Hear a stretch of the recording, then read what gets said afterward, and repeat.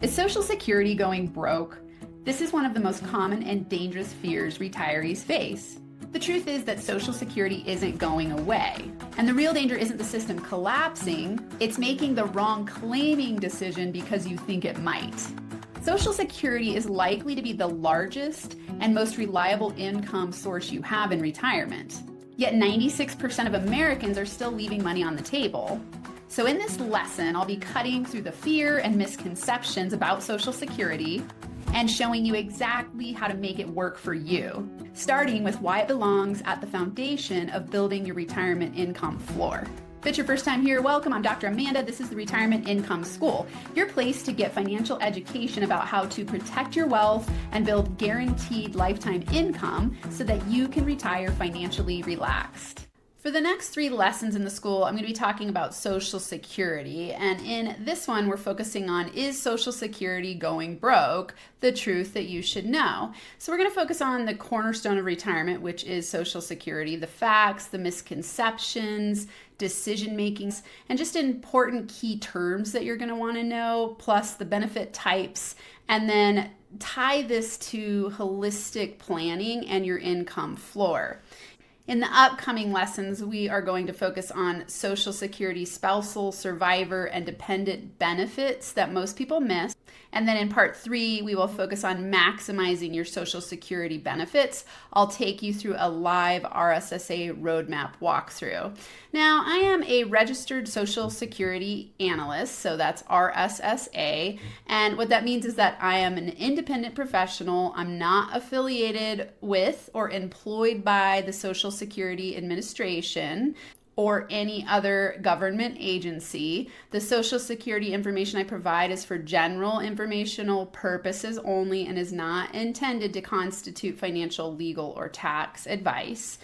And as we're walking through this lesson and the next 2 parts, or any time in the Retirement Income School when I talk about Social Security income, just know that you can go to socialsecurity.solutions to get your full Social Security report. So what will happen is that you're going to fill out your information and it will give the information to me to help you run a report that's going to help you with your claiming decisions. This is a very robust software that helps you understand different options based on your unique situation. Now, if you go to the Social Security website, you'll notice that there's a ton of information there, but they are not legally allowed to give you any advice on your claiming strategy. So that's what I'm here for. So if you want my help in understanding your specific claiming strategy, go to socialsecurity.solutions.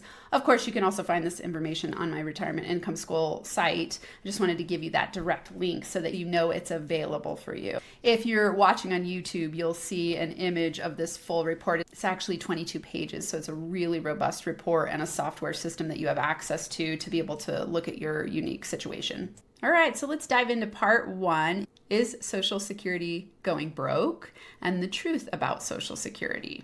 I want you to think about how Social Security is the cornerstone of retirement. Why is Social Security the cornerstone? Because many individuals will rely on Social Security for a large portion of their income in retirement. And for some people, Social Security may be their only retirement income. Either way, this creates a need for planning and understanding what you should know to make the best and right decisions. If you've done research or looked into your claiming strategy, you'll find that between all of the benefits available, eligibility factors, and specific rules, Social Security can be confusing and overwhelming. Here's why. It has over 2,000 rules. So knowing which ones impact your situation is what you want to educate yourself about. And unfortunately, 96% of everyone who claims Social Security ends up leaving money on the table.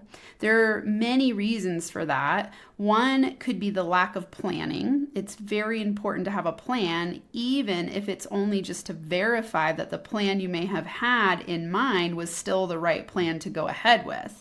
You may also find that along the way, you didn't know some of the things that can alter your decisions. Life changes, longevity changes, the reasons that you're claiming at a certain age might change. your awareness and education about Social Security might change. And so, there are these specific rules that are going to impact your claiming and timing strategy. There's also life context considerations. And it's really interesting because if you go online and do research, you're going to find very conflicting information. Sometimes the information is old and outdated, and a lot of what you see is clickbait. And when you think about clickbait, this is, headlines on websites and articles, YouTube videos, podcast episodes that are written in a way to entice you to click on them. But then they sometimes are giving false or misleading information. And I was talking to a client the other day, and he was saying, yeah, one site says to claim at 62 and another one says to claim at 70. And, sometimes people have these very black and white beliefs about your claiming strategy, but you really want to educate yourself because each situation is unique. And you don't want to be leaving money on the table. And even more importantly, like it says here, most cases, this is a one-time decision. Another issue is that it's hard to get the help you need. You can go to the Social Security Administration website, but they're not allowed to give you advice. They can answer your questions, or at least they're supposed to be able to, but they have a track record of providing wrong or misleading information. You can sometimes call them 3 times with the same questions and get 3 different answers. So that's really why I'm here for you, to help you understand why Social Security is important, how to have this be a foundational piece of your income floor, and how to help you make an educated decision so that you can be financially free in retirement and claim your benefits in the most optimized way so that you feel secure in your decisions. Let's dive into some Social Security facts. Many people don't realize this, but Social Security provides many different types of benefits. A lot of people associate Social Security just with retirement benefits. I want you to think about this. When you think about Social Security, what do you think of? Most people think of older people when they're retired getting benefits, but it also provides spousal benefits, ex-spousal benefits, survivor benefits, benefits for minors, disabled children, disabled adults, and each of these benefits have different eligibility criteria. You may also be dually entitled, which means you may be entitled to more than one benefit at the same time. So it's important to know about how it works when you claim 2 benefits. Do you only get one? Do you get both? Do you claim one and delay the other? There are so many options. All of these questions are concerning and can make a huge difference in your claiming decisions. And it's critical to think about Social Security and retirement for building your income floor. And remember that I've taught this in another lesson. If you're listening on the podcast, it's episode 6, or on YouTube, it's the Safety First Retirement Planning, how to build an income floor you can count on. Your income floor is the strong financial foundation that covers all essential expenses. So you build that safe and secure income floor. And this creates financial security in retirement so that then everything else is a bonus once you have that income floor met. Social Security is a huge chunk of this income floor. For some people, it's their entire income floor because they might not have pensions, annuities, or whole life insurance to draw income from their cash value. And so you want to be thinking about how Social Security provides monthly benefits that increase each year. So let's just look at some of these. Number 1, nearly every person will be claiming Social Security at some point in their lifetime. 2, Social Security provides more than just retirement benefits. 3, you may rely on it for a large portion of your income during retirement. And 4, benefits increased with annual cost of living adjustments. So when you think about cost of living adjustments, this helps with inflation protection, which is one of the risks to your retirement portfolio. And we'll talk about COLAs, cost of living adjustments, a little bit later in this lesson.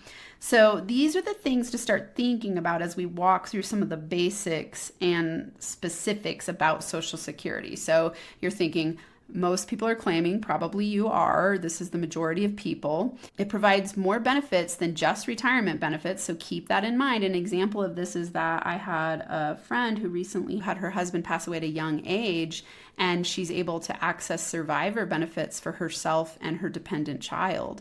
This is a huge benefit when you have a younger family and somebody passes away and you're not yet to retirement age. You've also want to be thinking about how you can rely on Social Security income during your retirement, creating that income floor, and that the benefits increase annually with COLAs. Now I want to address the number one Social Security misconception that I hear over and over and over again, that I also believed before I became an RSSA and started diving deep into understanding Social Security. I believed this too, that Social Security is going bankrupt. Have you ever heard anybody say this? Have you thought this yourself? Do you think this right now? I'm sure that you have, because it's everywhere in the news, in online articles, on YouTube. I mean, this information is just out there. And the biggest misconception is that this is not true at all. What I'm about to tell you will help you understand how the system works so that you don't have to have sleepless nights worrying that all the money you paid into the system won't be there for you when you're ready to claim your benefits. So let's dive into a little bit of Social Security history. When Social Security started in 1935 by President Franklin D. Roosevelt, he had intended on Social Security being a pay-as-you-go system. What this means is that those who are paying into the system while working are paying for those who are collecting. So it's a pay-as-you-go system.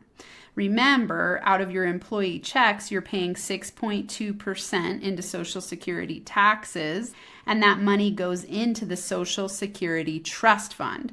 So Social Security taxes go into a trust fund. That money can't be used for anything else. So when we think Social Security is going bankrupt, it's not possible, because to this day, it is still a pay-as-you-go system. Interestingly, when Social Security first started, 40 people were paying for only one person collecting.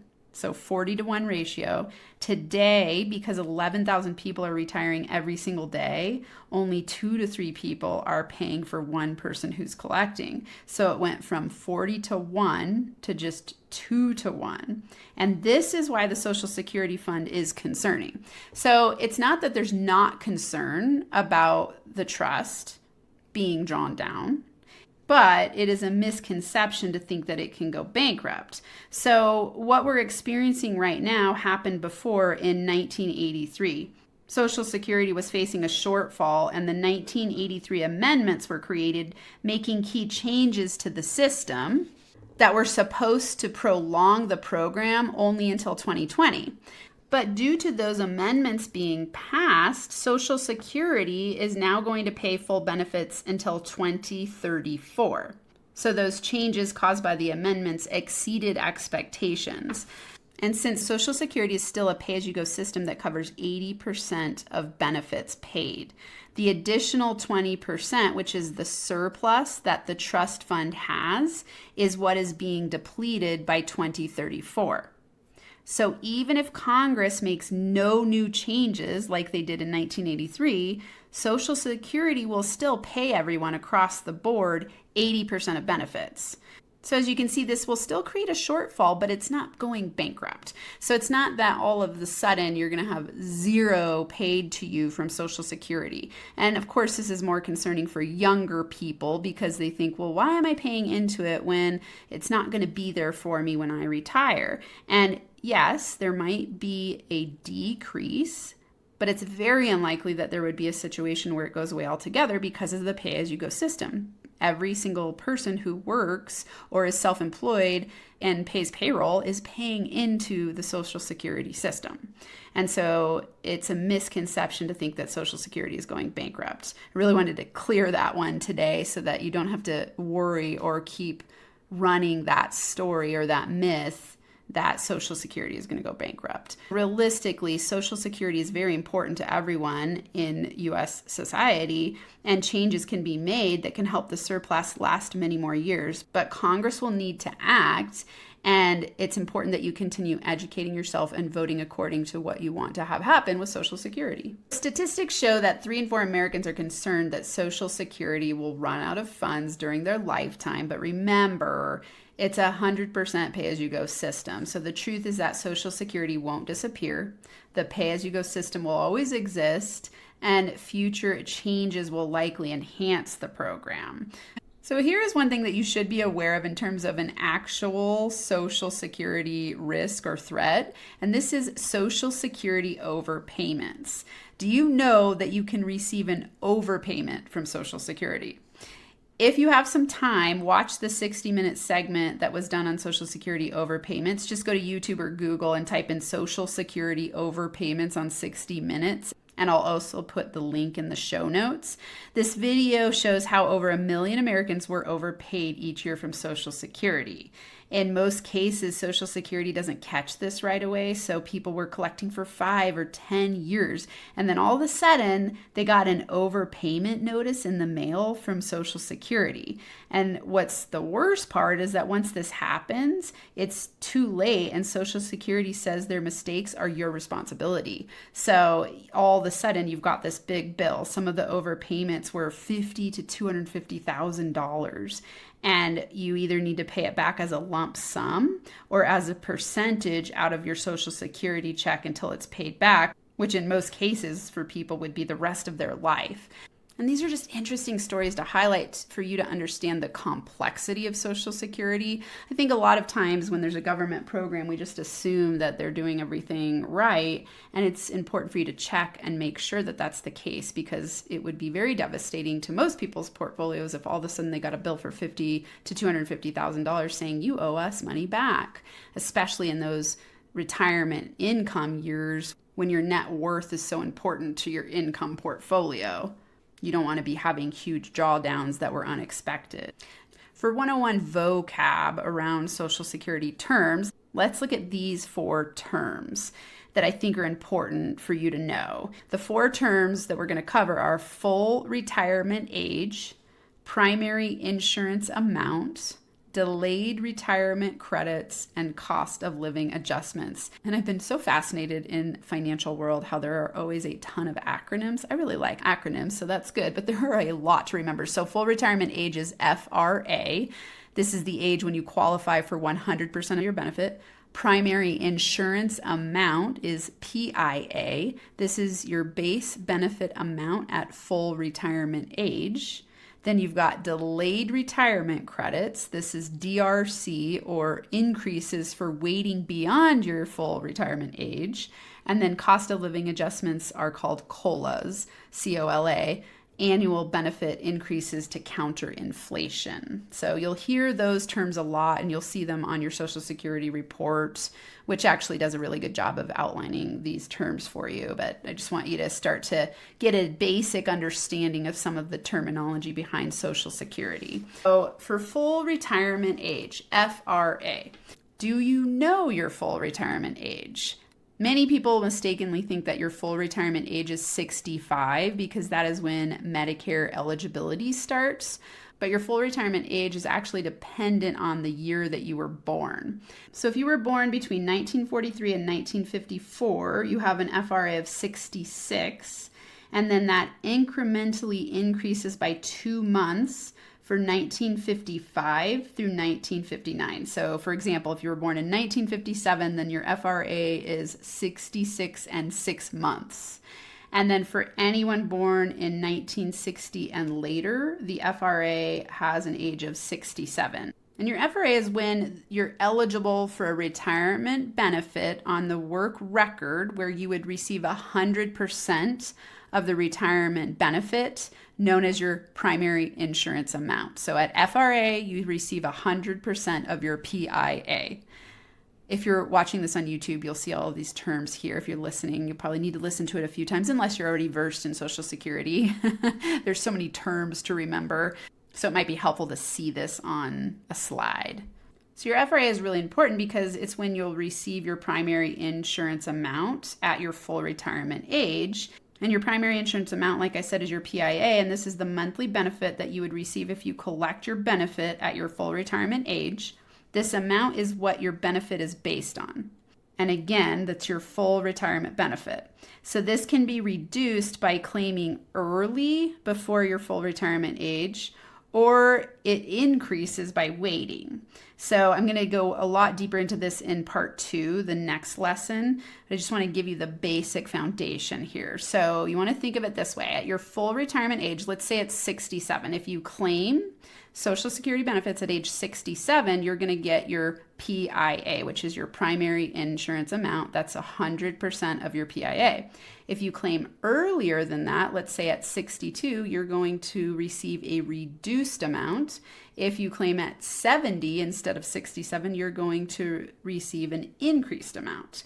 So everything is revolving around your full retirement age and your primary insurance amount.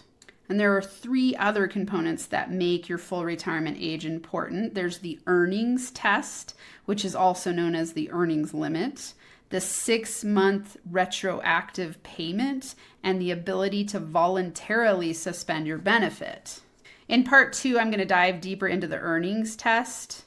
For now, what you need to know is the earnings test limits how much you can earn while collecting your Social Security, but only impacts you before reaching your full retirement age. So once you reach your full retirement age, earnings limits no longer apply. So if you're working when you're 62 and you've claimed benefits, you are going to have an earnings test to see how much you can earn from Social Security because you're making money. If you've reached full retirement age, let's say 67 for you if you were born in 1960, and you're making money, then the earnings test doesn't apply because you've reached your full retirement age. For the 6-month retroactive payment option and the voluntary suspend options, these are strategies that are a little more in depth. And so if you want to know more about that, then just schedule a call with me, socialsecurity.solutions. And you can download your report and we can dive deeper into your situation. So we just talked about your FRA, full retirement age, and your PIA, your primary insurance amount. So now let's go into a little bit of detail about COLAs, or cost of living adjustments. COLAs provide valuable inflation protection that compounds over time. So if you're on YouTube, you'll see a chart here where in 2021, there was a 1.3% COLA. In 2022, a 5.9%. 2023 had a very high COLA, which was 8.7%. 2024 had a 3.2% COLA, and 2025 had a 2.5% COLA. So these are announced each year in October, and they apply to your January benefits. And COLA increases apply to retirement benefits starting at age 62, whether you've started to receive your benefits or not. And COLAs also apply to all other benefits that are being collected, such as spousal and survivor benefits. So there's no rush to collect before January to receive the COLA. If you're 62 or older, you're going to get it either way in your Social Security benefits. And something that's really great about COLAs is that the increases compound. So this can increase your benefit year after year potentially. There have been some years where there's 0%, so there's no COLA applied, but you're never going to lose. You're not going to have a Social Security benefit that goes down, but you could have an increase and it compounds over time. Some people have asked, should I take out Social Security early and invest it because of the COLA? And I would say in most cases this doesn't make sense because Social Security retirement benefits increase each year after your full retirement age, and you get compounding COLA adjustments. The Social Security benefits increase by 8% each year after your full retirement age. And let's say that you're in a year like 2023 where there was an 8.7% COLA, plus you got 8% in growth because you waited to claim your benefits after full retirement age. Well, you're looking at about a 16% increase. And that is really hard to get in the market, especially because Social Security can't be reduced by market fluctuation. So if you're thinking about Social Security as a safe money income floor, like I teach here, taking money out of Social Security to invest in uncertainty doesn't make sense to me. You want to keep this Social Security as your stable source of income. And Of course, in some portfolios that might make sense, but for the majority of people, that's not going to make a lot of sense. But some people do ask that, so I wanted to address that question. Should I take Social Security early and invest it? And it's important to know that Social Security claiming is very unique to each person. When I do a report with you, we look at your life expectancy and calculate based on that. So there's a life expectancy quiz that you take for you to answer questions about your lifestyle, your health habits, your family history, and your medical history. And this helps you understand what's my life expectancy. So that's going to help you understand how long you're going to be paid Social Security for, and then what your other sources of income are, what the age of your spouse is, if you have one, spousal benefits, survivor benefits. And so there's a lot to consider when you're thinking about claiming strategies. And so it's going to be a little bit different for everybody. That's why I don't like it when I see videos that say you must claim at this age. I think it's a very unique situation. And so it's important to have a one-on-one consult with somebody like me. It doesn't have to be me, but somebody who has software to help you dive into your Social Security numbers. Now let's talk about the types of benefits available. So there are actually 5 main benefits that you might be eligible for. But for this lesson, I'm just going to discuss retirement benefits, spousal, survivor, and dependent. I'm not going to talk about disability. So disability is the 5th benefit. And the reason for this is because disability benefits are generally very difficult to qualify for. Disability benefit applications are denied about 80% of the time, and this is why it's usually recommended to use a disability lawyer unless you are terminally ill, which would typically allow you to qualify without needing a disability lawyer. But that's why I'm not focusing on disability benefits here. So back to these 4 types, and just so you know, I'm giving a very brief overview here in this lesson, and I'll dive deeper into the rules that apply to these types of benefits in the next lesson. So retirement benefits. What's important to know is that retirement benefits are based on your own work record after receiving 40 quarters of coverage. And these 40 quarters of coverage are known as credits. And these credits generally require 10 years worth of work to qualify. So you can earn up to 4 credits per year, and you multiply that by 10 years of work, that gives you the 40 needed. And again, that's just a brief overview. For spousal benefits, this is based on a spouse or ex-spouse's earnings record. As a spouse receiving this benefit, you don't need to have enough credits to qualify if the spouse you are collecting from has the credits for their record. So again, this can be an ex-spouse or a current spouse. And this is set up so that, let's say you're in a partnership and one was a stay-at-home parent, the spouse who worked and has earned those credits and the spouse who stayed home can still qualify for spousal benefits. Then there's survivor benefits. So survivor benefits are based on the work record of a deceased individual, and they can include benefits for surviving spouses, ex-spouses, and dependents who are eligible by meeting certain criteria. And the 4th benefit is dependent benefits. So dependents can include biological children, adopted children, stepchildren, or a dependent grandchild. These children fall into different eligibility criteria, which we'll discuss in the next lesson. For now, what's important to know is that dependents can receive benefits based on one individual's earnings records. Of course, certain qualifications are required, and we'll cover those in the next lesson. Just important to know that these are the different types of benefits that are available through Social Security. So let's tie Social Security back to your income floor, which I talked about in a previous lesson. This is critical because you want to, in a safe money strategy, build your income floor, and Social Security is going to be the cornerstone of retirement income for most people. So you're going to start by creating a strong financial foundation that covers all of your essential expenses, and you're going to build your income floor through Social Security, pensions, annuities, and life insurance cash value. So in the Build Your Income Floor lesson, I talked about Social Security, pensions, annuities, and I want to add here life insurance cash value because that is another source of creating an income floor. And your income floor provides this guaranteed income that covers essential expenses, which gives you freedom.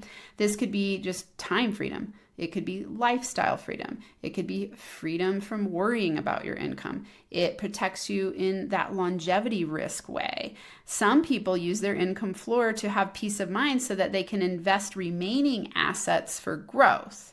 So there are a lot of different ways to think about your income floor, and it's important for all people who are interested in stress-free, low-risk retirement plans. So an action step for you from today is to think about a holistic planning approach. Because you want to understand that your circumstance is unique and you want to build your income floor, start just by outlining what are your fixed expenses and your variable expenses. So fixed expenses are going to include things like mortgage, credit cards, loans, insurance, food, utilities. And then you want to consider your retirement assets. So you're going to add up your Social Security, annuities and life insurance, 401k, pension plans, IRAs, Roth IRAs, and even potentially a reverse mortgage. This will tell you, okay, how much money do I need to fill the gap between my income and my expenses? And that's why your income floor is so important to consider. If you're ready to get answers about your Social Security claiming strategy, answers that are unique to you, go to socialsecurity.solutions and you'll be able to fill out your RSSA Roadmap, and then we can schedule an appointment and talk about your specific unique claiming strategy. And that's a wrap on today's lesson. If you have not subscribed to the podcast or the YouTube channel yet, do so. Be sure to turn on the notification bell and continue to stick with me here at the Retirement Income School, where you'll learn how to keep your money safe and make it last so you can enjoy retirement. This content is for educational purposes only and is not financial, legal, or tax advice. Always consult a qualified professional before